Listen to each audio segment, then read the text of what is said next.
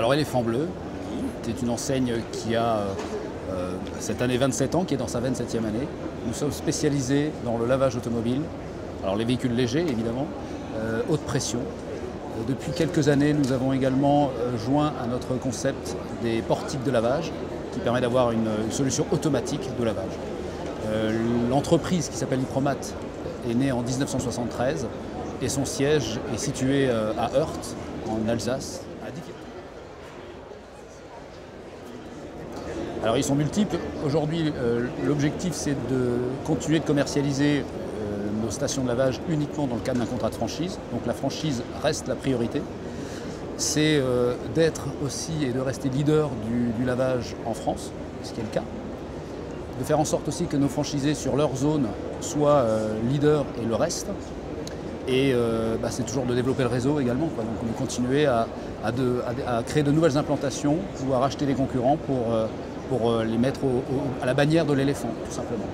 Alors l'immobilier, c'est la partie la plus difficile aujourd'hui puisqu'on a du mal à trouver de bons emplacements.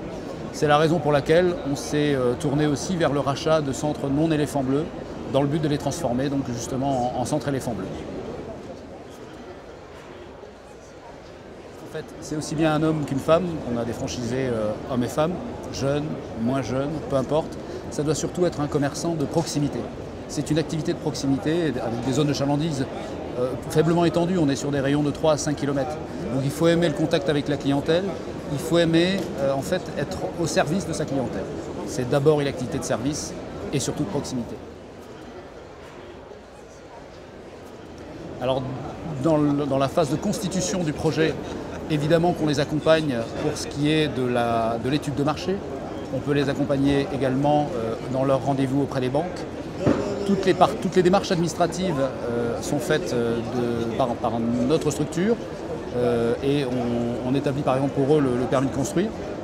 Quand la station est montée, et bien là c'est un accompagnement qui se fait au jour le jour. Le but étant d'aider nos franchisés à développer leur chiffre d'affaires et leur rentabilité tout au long de leur vie d'exploitant. Monsieur Vogel, merci. Merci à vous. Merci beaucoup.